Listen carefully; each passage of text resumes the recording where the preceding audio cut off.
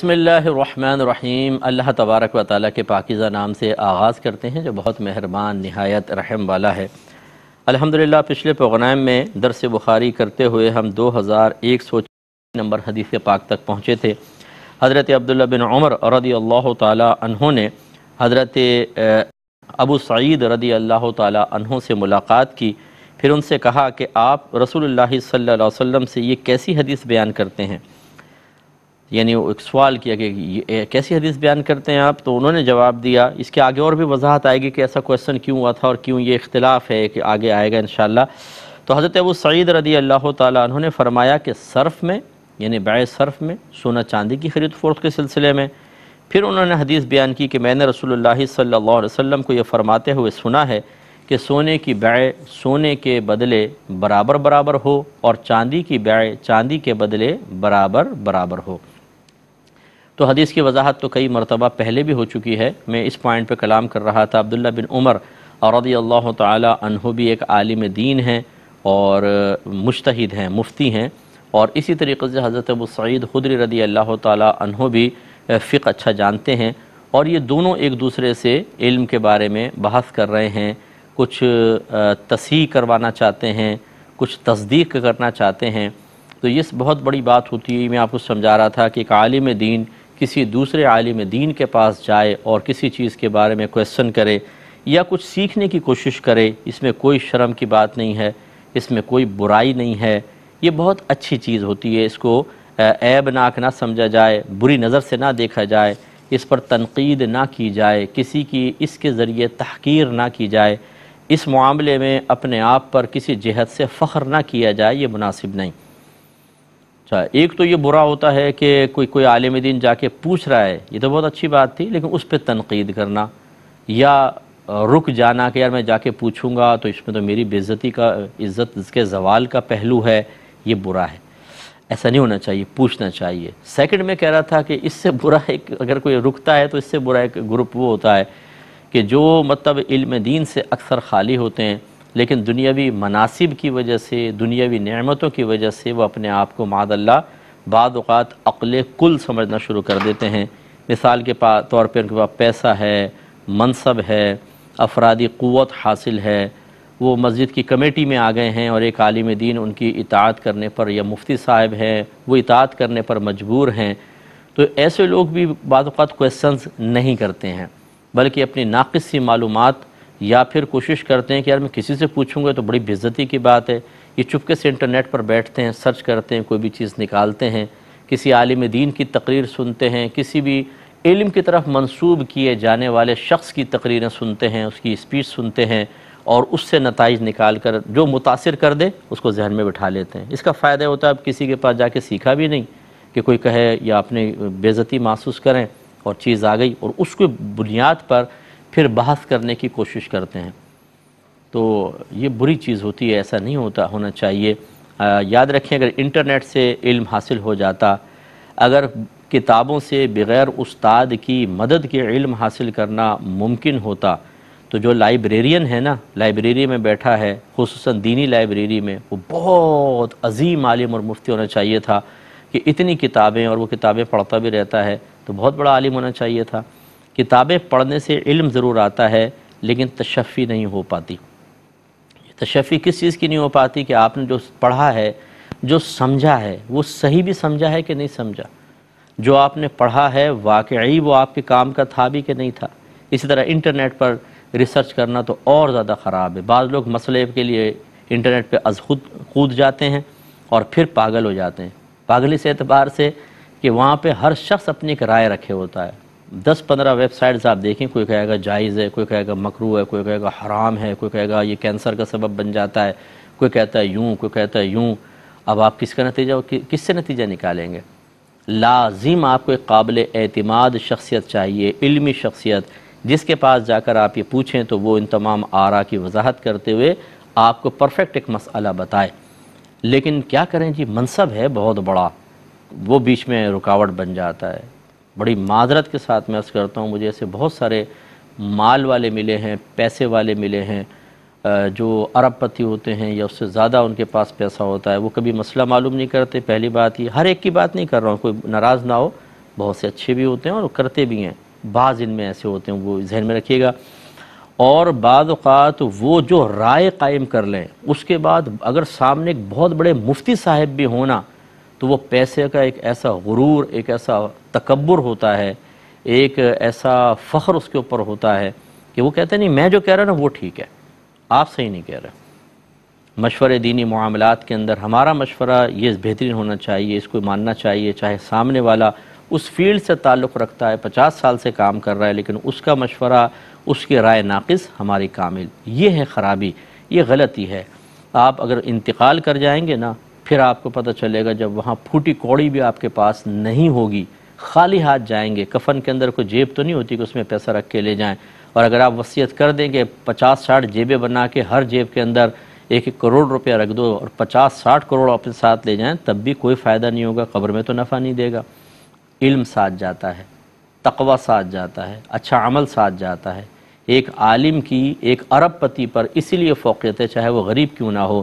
کہ ارب پتی کا اربوں روپیہ ختم ہو سکتا ہے، اس عالم کا علم ختم نہیں ہو سکتا۔ جب یہ ارب پتی مرے گا تو کنگال اور خالی ہاتھ حسرت کے ساتھ قبر میں جائے گا، یہ عالم مرے گا تو اپنے علم کے ساتھ قبر میں جائے گا، اور اس کے قبر میں علم کی وجہ سے راحت ہوگی اور اس کو سکون ملے گا۔ تو کس چیز کے اوپر آپ تکبر کر رہے ہیں، کس چیز پر غرور کر رہے ہیں، کون سی چیز آپ کو ایک دینی شخص کی بالکل درست اور صحیح رائے قبول کرنے سے روک رہی ہے؟ یہ چیز سمجھنے والی ہے۔ اور میں نے عرض کیا تھا ایک اور طبقہ ہوتا ہے جو اس سے بھی برا ہوتا ہے، وہ ہوتے ہیں کوئی دینی منصب بھی نہیں ہوتا، کچھ بھی ان کے پاس نہیں ہوتا، نہ دین سیکھا ہوتا ہے، نہ دنیاوی منصب ہوتا ہے، نہ دینی منصب ہوتا ہے، لیکن ان کی بھی اکڑ اتنی ہوتی ہے کہ وہ کسی کی کچھ سننے کے لیے تیار نہیں ہوتے ہیں۔ یہ وہ لوگ ہوتے ہیں جو گھر کے ذرا بڑے ہو گئے شاید، وہ یا ایک عام آدمی مسلمان،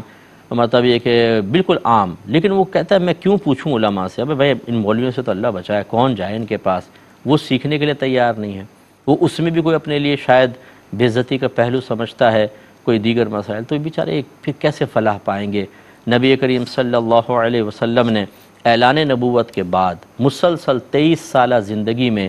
علم لوگوں تک پہنچایا ہے، ان میں شعور بیدار کیا ہے، انہیں گناہوں کی معرفت دی ہے، ان کا تزکیہ نفس فرمایا ہے،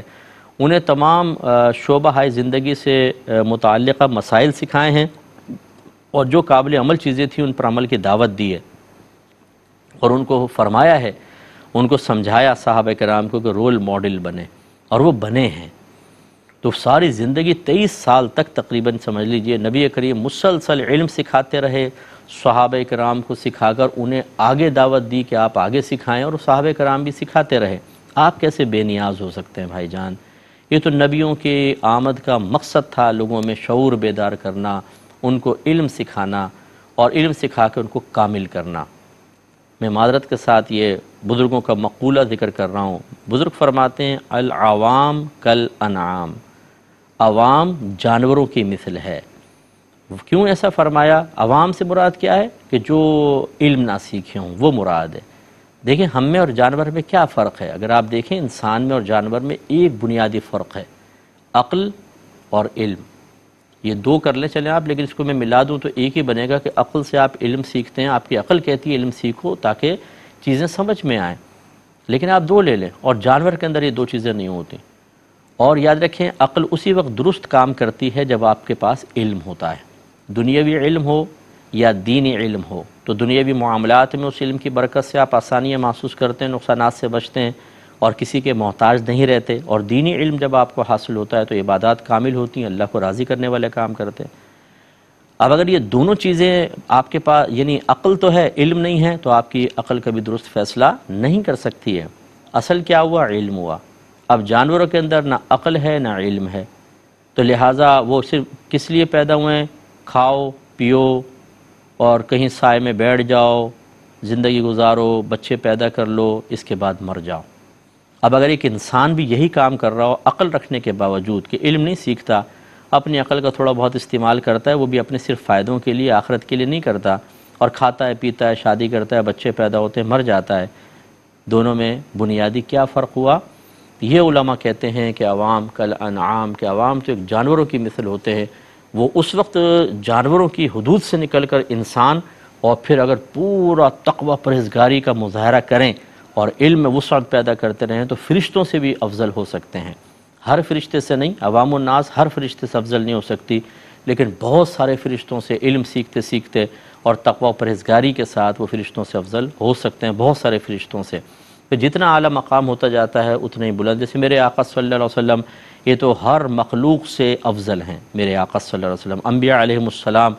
تمام فرشتوں سے افضل ہوتے ہیں۔ پھر درجہ بندی ہو سکتی ہے، اس پہ ہم ابھی بحث نہیں کر رہے ہیں۔ تو خلاصے کلام یہ کہ اتنی طویل بات کہنے کا مقصد ایک حدیث کے ایک پوائنٹ سے میرا یہ تھا کہ خدا را عاجزی پیدا کریں، چاہے ہم علماء طبقے سے ہوں، میں ایک مفتی ہوں، مجھے بھی عاجزی اختیار کرنی چاہیے، اگر میں سیکھنا چاہوں تو مجھے شرم نہیں کرنی چاہیے۔ ایسے ہی جن کے پاس منصب ہیں، آپ بھی میرے بھائی ہیں، اور اگر کوئی میری بہن ہے تو آپ ہماری بہن ہیں، آپ مسلمان ہیں، آپ سے کوئی دشمنی نہیں ہے۔ اگر کوئی میں تنقید کرتا بھی ہوں تو خدا را اس کو پازیٹیو لیا کریں، نہ میں عقل قل اپنے آپ کو سمجھتا ہوں، نہ کوئی تکبراً ایسا کہتے ہیں، نہ آپ کو حقیر سمجھتے ہیں۔ یہ ایک دل کا درد ہوتا ہے جس کو ہم ظاہر کرتے ہیں کہ ہم نہیں چاہتے کہ شیطان ہمارے کسی بھی دنیاوی وصف کی بنا پر ہمارے قلب میں ایک تکبر بیدار کر کے ہمیں آخرت کے درجات سے محروم کروا دے۔ تو ایسے لوگوں کو جن کو اللہ نے کوئی منصب دیا ہے، اور خصوصاً بڑی معذرت کے ساتھ میں معذرت بار بار کر لیتا ہوں، جو باہر کے ملکوں میں شفٹ ہو گئے، ان کو نیشنلٹی مل گئی ہے، وہ یہ سمجھتے ہیں کہ شاید ہمیں تو ہماری عقل زبردست کامل ہے، ہندوستان، پاکستان، بنگلہ دیش، سری لنکا میں تو ہماری عقل کے مطابق کوئی ہے ہی نہیں، ان سے ہم فوق ہیں۔ تبھی تو دیکھو نا، یو ایس اے کا ویزا مل گیا، یو کے کا ویزا مل گیا، جرمنی، اٹلی، سوئٹزرلینڈ کا ویزا مل گیا، حالانکہ ان میں سے بہت سارے ان ویزوں کو چوریوں سے، فراڈ سے، دھوکے سے، اور معاذ اللہ ثم معاذ اللہ بعض تو ایمان کو داؤ پہ لگا کے حاصل کرتے ہیں۔ اس کے بعد اپنے آپ کو بہت بلند و بالا سمجھنا، ایسی دنیاوی منصب، ایسی مال و متاع، اس کی بنا پر غرور تکبر میں مبتلا ہو کر کسی سے علم سیکھنے سے رک جانا، یہ غلط ہے، ایسا نہ کیجئے۔ پھر اگر آپ عوام الناس میں سے ہیں تو آپ کو تو بہت زیادہ عاجزی کرنی چاہیے۔ یہ سوچنا کہ جی میں کیوں جاؤں علماء کے پاس، اور یا علماء کے کوئی آپس کے تنازعات، یا کوئی ایک عالم دین، دو عالم دین اگر وہ اپنے کسی ظاہری برے عمل کی وجہ سے بدنام ہو جاتے ہیں، اس کو بنیاد بنا کر سارے علماء پہ انگلیاں اٹھانا، بھئی یہ تو عالم ایسے ہی ہوتے ہیں، دیکھا نہیں وہ کیا کر رہا ہے، وہ کیا کر رہا ہے، تو ہم نہیں جاتے ان کے پاس۔ اس سے آپ خود نقصان کا شکار ہوں گے۔ اگر ایک کنویں سے آپ پانی نکالیں، بہت پیاسے ہیں آپ، ایک کنویں سے آپ نے پانی نکالا، کالا سا گندا پانی نکل آیا، 6 کنویں اور ہیں، تو کیا آپ یہ کہہ کر باقی کنووں کو چیک نہیں کریں گے کہ یار ایک میں کالا نکلا، چھوڑو یار یہ تو کنویں ہیں ہی خراب؟ یہ تو نہیں کہیں گے نا، آپ کہیں گے اس میں کالا نکلے، دوسرے میں چلتے ہیں، شاید وہاں صاف نکل آئے، شاید تیسرے میں، شاید چوتھے میں، شاید 5ویں میں، شاید 6ٹھے میں۔ آپ ٹرائی کریں گے، ڈول ڈالیں گے، نکالیں گے، اور جس سے پھر پاک و صاف پانی نکلے گا، پھر آپ سابقہ اس گندگی کو بھول جائیں گے، وہ اس کے ساتھ خاص تھی، اس کے اندر تو نہیں ہے، وہاں سے آپ اس سے پانی سے نفع حاصل کریں گے۔ یہ علماء کے ساتھ بھی معاملہ ہونا چاہیے۔ اور میں کبھی کبھی اپنے بھائی بہنوں کو سمجھاتا ہوں، بعض لوگ دین سے دور ہونے کے لیے ایک ہیلا بہانہ جو شیطان نے ان کو سکھایا ہوتا ہے یہی پیش کرتے ہیں۔ ان علماء کے پاس جانے کا کوئی فائدہ نہیں، سارے لڑتے رہتے ہیں آپس میں، تو فلاں کو دیکھو کیا کر رہا ہے، فلاں کو دیکھو کیا کر رہا ہے۔ میں یہ جواب میں عرض کہتا ہوں بڑے دائرہ ادب میں رہ کر کہ اگر علماء کے آپس کے مسائل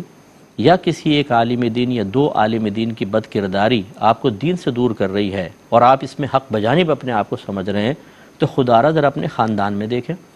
خاندان میں بھی آپ کے بہت سارے ایسے ہوں گے، چاچا ماما تایا پھوپھا بد کرداری میں مبتلا ہوں گے اور آپس میں لڑ بھی رہے ہوں گے، تو پھر آپ کے اصول کے مطابق آپ کو کہنا چاہیے کہ اس خاندان کے ساتھ وابستہ رہنے کا کیا فائدہ، دیکھو یہ لڑ رہے ہیں، وہ 2-3 وہ دیکھو بد کردار ہے، میں خاندان ہی چھوڑ رہا ہوں۔ پھر محلے کے اندر دیکھیں، ایسے نظر آئے گا محلہ چھوڑ دیں، پھر اسکول کالج یونیورسٹی میں دیکھیں، ایسے نظر آئے وہ چھوڑ دیں، پھر اپنے آفس میں دیکھیں کچھ ایک دوسرے کی ٹانگیں کھینچ رہے ہیں، برے لوگ ہیں اور خراب ہیں، بولے آپس میں لڑتے رہتے ہیں برے، اسے بھی چھوڑ دیں، پھر جنگلوں میں نکل جائیں آپ۔ تو باقی کسی بھی شعبہ ہائے زندگی سے آپ تعلق رکھتے ہو، کسی بھی اسٹیج پر، یہ دلیل نہیں آپ استعمال کریں گے۔ دین سے بھاگنے کے لیے کیوں یہ دلیل استعمال ہوتی ہے کہ جی علماء تو آپس میں لڑتے رہتے ہیں، وہ دیکھو ایسا کر رہا ہے وہ ایسا کر رہا ہے، اس کا مطلب یہ شیطانی مداخلت ہے جس کو ہماری بھولی عوام سمجھ نہیں پاتی۔ خدا را نفس و شیطان کے ان واروں کو سمجھیں۔ ایک عالم خراب ہو سکتا ہے، 2 عالم خراب ہو سکتے ہیں، سب نہیں ہو سکتے۔ اگر علماء کا آپس میں اختلاف بھی ہے تو وہ علمی اختلاف ہو سکتا ہے۔ ابھی آگے حدیث آ رہی ہے، میں آپ کو دکھاؤں گا۔ حضرت ابن عباس رضی اللہ تعالیٰ عنہ انہی حدیثوں میں حدیث آ رہی ہے، الگ موقف رکھتے تھے ابو سعید خدری رضی اللہ تعالیٰ عنہ کا الگ موقف تھا، دونوں حدیثیں اپنے پاس رکھے ہوئے تھے۔ جب حضرت ابن عباس کو وضاحت ہوئی تو آپ نے اپنے قول سے رجوع فرمایا کہ ہاں یہ مجھے مسٹیک ہوئی، آپ نے رجوع کر لیا، یہ آپ کی عظمت ہے۔ اس کا مطلب ہے اس زمانے میں بھی آپس میں اختلاف رہا ہے، علمی اختلاف۔ تو آپ جب علماء کو آپس میں بظاہر ایک دوسرے کو جواب دیتے دیکھتے ہیں، یہ آپ کیوں نتیجہ مرتب کرتے ہیں کہ یہ ذاتیات پر مبنی ہے؟ ہو سکتا ہے علمی اختلاف ہو، تو یہ تو علماء کے مابین ایک بہت بڑی نعمت ہوتی ہے علمی اختلاف، کیونکہ اس اختلاف کے بعد ہی انسان بہت اچھے نتیجے تک پہنچتا ہے۔ اور فرض کر لے اگر آپس میں بغض ہے، عناد ہے، ذاتی جھگڑے ہیں جو نہیں ہونے چاہیے، ہم بھی اس کو منع کرتے ہیں، بالکل غلط ہے، نہیں ہونے چاہیے، لیکن آپ کو کس نے کہا کہ اگر دو عالم ذاتیات پر مبنی جھگڑا کر رہے ہیں اور اس میں مبتلا ہو کر بدنامی کا باعث بن رہے ہیں تو آپ ان دونوں کو بنیاد بنا کے پیچھے ہٹ جائیں؟ آپ تیسرے کے پاس آئیے نا جو ایسا نہیں کر رہا، آپ کو بہت سارے نظر آئیں گے جو اچھے انداز سے دین کا کام کر رہے ہیں، اس کے قریب آئیے۔ تو خلاصہ کلام یہ ہے کہ عوام الناس کو بھی دین سیکھنا چاہیے، علماء کے قریب آنا چاہیے۔ اگلی حدیث کی طرف آتے ہیں، 2177 نمبر حدیث پاک ہے۔ حضرت ابو سعید خدری رضی اللہ تعالیٰ عنہ بیان کرتے ہیں کہ رسول اللہ صلی اللہ علیہ وسلم نے فرمایا، سونے کو سونے کے بدلے میں نہ فروخت کرو مگر برابر برابر۔ یوں بھی ترجمہ ہو سکتا ہے جیسے میں نے بتایا تھا، بھی یوں بھی آپ کر سکتے ہیں کہ سونے کو سونے کے بدلے صرف برابر برابر ہی بیچو، دونوں اس حدیث کا ترجمہ ہو سکتا ہے۔ اور سرکار نے فرمایا اور کسی عوض کو دوسرے سے کم نہ کرو، یعنی برابر ہو اور کم نہ کرو، کمی بیشی بالکل نہیں ہونی چاہیے۔ اور چاندی کو چاندی کے عوض فروخت نہ کرو مگر برابر برابر، اور کسی عوض کو دوسرے سے کم نہ کرو، اور غائب کو نقد کے عوض فروخت نہ کرو، یعنی ادھار بے سے منع فرما دیا۔ پیش چاندی لے لو، تمہاری جب چاندی آئے گی خرید لو مجھ سے، اور چاندی کے بدلے میں جب تمہاری چاندی آئے مجھے دے دینا۔ یہ سناروں میں بہت زیادہ ہوتا ہے، بالکل اس طرح بیع کرنا جائز نہیں ہے۔ قرض کا الگ مسئلہ ہے، وہ میں نے آپ کو بتایا تھا، خرید و فروخت ہم کہہ رہے ہیں یہ جائز نہیں ہوتی ہے۔ باب بیع الدینار بالدینار نساءً، دینار کی دینار کے بدلے میں ادھار خرید و فروخت، اس کے بارے میں حدیث آ رہی ہے، اور دو حدیثیں امام بخاری رحمۃ اللہ علیہ نے یہاں ایک ساتھ جمع کی ہیں۔ ہوتا یہ ہے کہ حدیث ایک ہی ہوتی ہے، دو راوی ہوتے ہیں، ایک صحابی سے فلاں فلاں نے سنا، دوسرے صحابی سے فلاں فلاں نے سنا، ان دو صحابہ نے پھر نبی کریم سے سنا، بات ایک ہی ہوتی ہے، تو پھر یہ اس کو دونوں کی روایت کو جمع کر کے ایک ہی چیز حدیث بیان کرتے ہیں، لیکن اس کے نمبر دو ہو جاتے ہیں، گویا کہ دو روایات بن جاتی ہیں۔ تو 2178 اور 2189 نمبر حدیث پاک ہے جو انشاءاللہ ہم نیکسٹ پروگرام میں آپ کی خدمت میں ذکر کریں گے۔ وآخر دعوانا ان الحمدللہ رب العالمین۔